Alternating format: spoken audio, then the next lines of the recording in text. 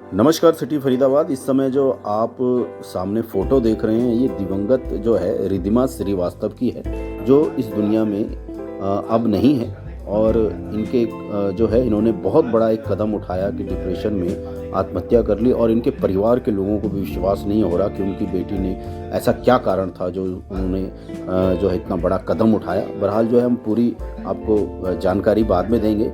इस समय जो आप लोग अभिभावकों को देख रहे हैं, यह ग्रीनफील्ड कॉलोनी के पूर्व पार्षद कैलाश बैसला के कार्यालय पर जो है ग्रीनफील्ड कॉलोनी के लोग एकत्रित हुए हैं। और इनको एकत्रित करने का काम किया है डॉक्टर नेहा चौधरी, जो डेंटल सर्जन है और RWA प्रेसिडेंट भी हैं। और समाज में ऐसी बुराइयां जो कि समाज के जो है कोई नहीं उठाता मुद्दे, वे उठाती हैं और समाज को जागरूक करती हैं। और उन्होंने खासकर यहाँ पर जागरूक करने के लिए जो डॉक्टर हैं, हम आपको बता दें कि डॉक्टर राहुल चंडोक जो कि विशेष वक्ता हैं, यहाँ पर अभिभावकों से बातचीत कर रहे हैं। हर कोई अपने घर की समस्याएं बता रहा है। डॉक्टर नेहा चौधरी भी आपको सामने दिख रही होंगी। और हर तीसरे घर में आपको ये समस्या मिल जाएगी कि किस तरीके से माँ बाप और बच्चों के बीच में जनरेशन हो गया है, गैप हो गया है। जो आजकल टेक्नोलॉजी आई है, किस तरीके से मोबाइल जो सबसे बड़ा इसका दोषी लोग मानते हैं, लेकिन फिर भी इसका इस्तेमाल करते हैं, कहीं ना कहीं वह घातक हो रहा है। तो इसको लेकर के डॉक्टर ने जो अभिभावकों को बच्चों के बीच में किस तरीके से वह तालमेल बना सकते हैं और एक दूसरे को टाइम देना बहुत ही ज़रूरी है,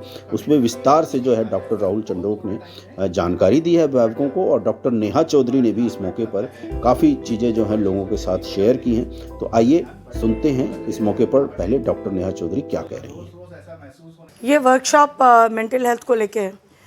मेंटल हेल्थ के ऊपर इंडिया में कोई बात नहीं करता एंड मेंटल हेल्थ को लोग पागलपन से जोड़ देते हैं। जिस तरह से आपको सर्दी खांसी ज़ुकाम होता है, उसी तरह से आपको मेंटल प्रॉब्लम भी हो सकती है, जो कि क्योरेबल है। सेशन से, बातचीत से उसको आप सॉर्ट आउट कर सकते हैं। और बहुत अजीब बात है कि जिस बच्चे को थ्रू आउट केयर मंगलम से पढ़ाया गया, one of the best education दिया गया, one of the best clothes दिए गए, और फिर भी वो बच्चा इतना अनसेटिस्फाई रहा और उसने इतनी जल्दी ये स्टेप ले लिया। तो पेरेंट्स के लिए मैं स्पेशली बच्चों को बोलूँगी कि कभी आप सोचिए कि आपके पेरेंट्स ने आपको किस तरीके से पाला है। और ज़िंदगी में आप अभी ये 17-18 साल में अगर ये प्रेशर आप बेयर नहीं कर पाएंगे तो ज़िंदगी बहुत लंबी है, आगे आपको बहुत सारे चैलेंजेस आएंगे। उसको आप कैसे जिस तरीके से हमने जो न्यूज़ भी छपी थी अखबारों में, और हमें जो पता चला है कि बच्चे के अंदर डिप्रेशन था। हम सुनते थे कभी कि डिप्रेशन जो है बड़े लोग जो जॉब करते हैं या ऑफिस जाते हैं या कोई उनको बिजनेस होता है, उनके अंदर डिप्रेशन आ जाता है, कोई लॉस हो जाता है। इतने छोटे से बच्चे के अंदर क्या डिप्रेशन है? ये तो आपको आज की जनरेशन बताएगी, जिसको कि हम लोगों ने सब कुछ प्रोवाइड किया है। छोटे छोटे चीज़ों को ये दबाव नहीं झेल पाती। और सबसे बड़ी एक मुसीबत ये है आज के डेट में, ये जो चीज़ है इसने पूरे समाज को एक दूसरे से अलग कर दिया है, काट दिया है। हम इतने वर्चुअल लाइफ में आ गए कि हम कनेक्शन हमारा आपस में बहुत कम हो गया है। ये बहुत ख़तरनाक चीज़ है, सबको इसने अकेला कर दिया है।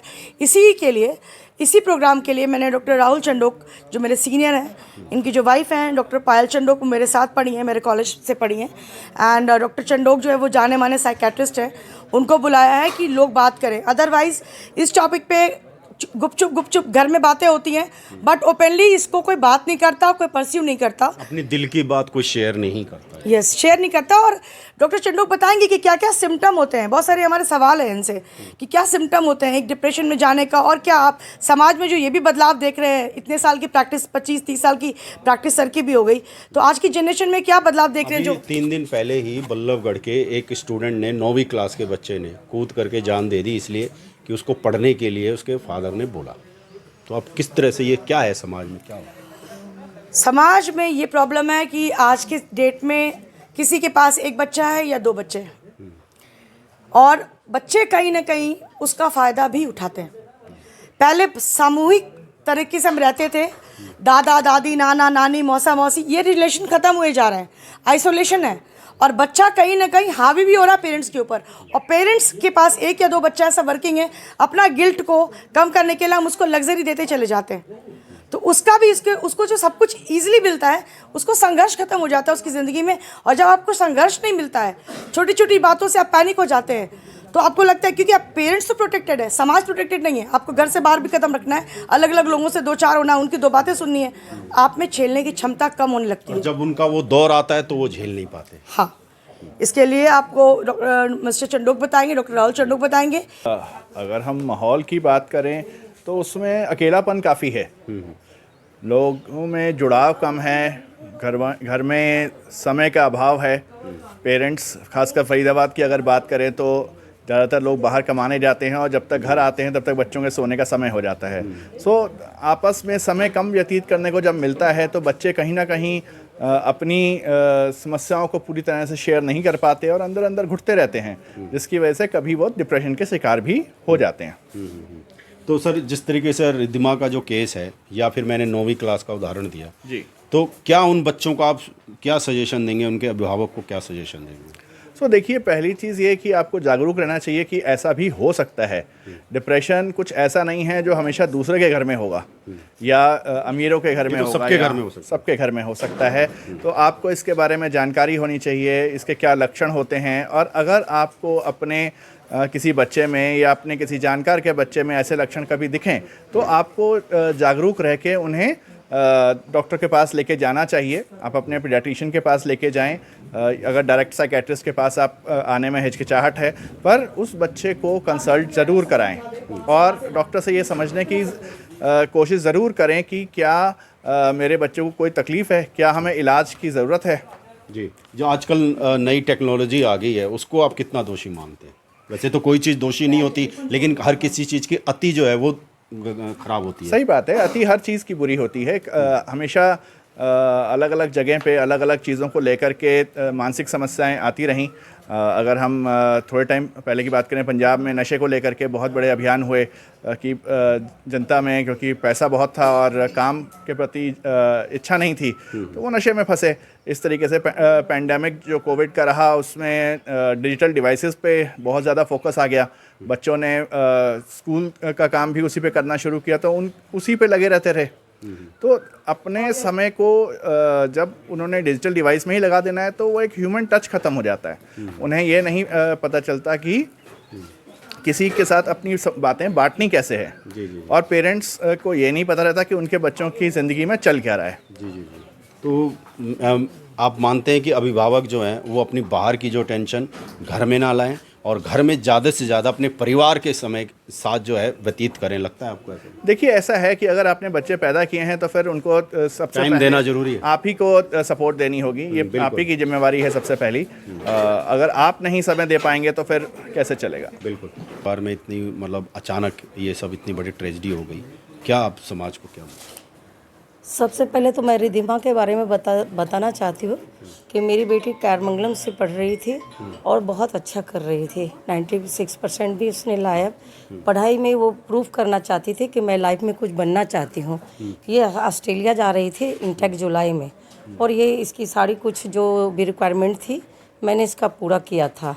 लेकिन ये मुझे पीछे से पता नहीं था कि इसको कब किस बात के लिए डिप्रेशन हुई, और इनके कुछ फ्रेंड थे जिन्होंने शेयर किया अपनी फ्रेंड से और उनको बताया कि मुझे डिप्रेशन होता है। इस बात की सबसे बड़ी दुख की बात है कि मदर जो होती है अपने आप में आधी डॉक्टर होती है, वो खुद काउंसलिंग बच्चों को करती है। अगर आज उसने मुझे बताया होता कि मुझे डिप्रेशन है तो शायद आज इस दुनिया में आज मेरे साथ होती।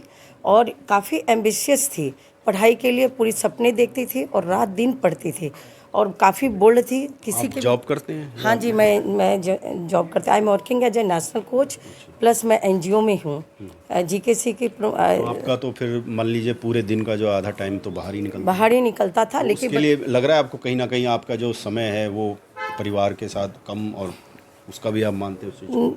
नहीं, सपोर्ट तो मुझे बहुत करती थी। मैं हर बार इससे शेयर करती थी कि अगर तुम्हें कुछ तकलीफ़ है तो मुझे बताओ। लेकिन हाँ, ये ज़रूर है कि थोड़ा सा रिग्रेट है मुझे इस बात का कि मैं तो इसके ऊपर शुरू से ध्यान देती थी, लेकिन उसने खुद सपोर्ट किया कि मॉम आप कुछ करो, आप भी कुछ करना चाहते हो और मैं आपको पूरी तरह से सपोर्ट करूँगी। लेकिन जो अभी नेहा जी ने एक बात बताई है कि मोबाइल, उनसे मैं सारे बच्चों को एक मैसेज देना चाहती हूँ कि ये जो मोबाइल है, ठीक है, जहाँ तक डिजिटल का दुनिया है आप जाओ, लेकिन उतना तक ही रखो, एक निर्धारित समय होना चाहिए और मोबाइल का, ताकि बच्चे जो है अपने से पेरेंट्स से छूट जाते, कहीं ना कहीं चूक होती है बच्चों को। अगर आज इसने मेरे से शेयर करी होती है, अब मैं सारे बच्चों को मैसेज देना चाहती हूँ कि अगर इस तरह की कोई भी परेशानी मानसिक, जैसे आप बीमार हो, इधर देख के पूरे फरीदाबाद आपको देखेगा। हम जैसे आप बीमार पड़ते हो तो आप शारीरिक रूप से बीमार पड़ते हो, फिजिकली बीमार पड़ते हो, तो ऐसे ही मानसिक प्रेशर पड़ता है और मानसिक रूप से भी बीमार हो सकते हो।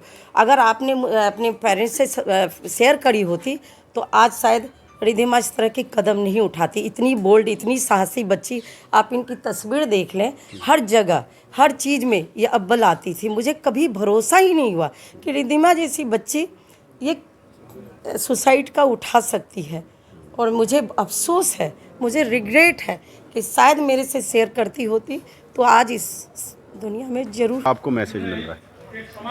मुझे ऐसा फील हुआ कि इस टॉपिक पे कोई बात नहीं करता है।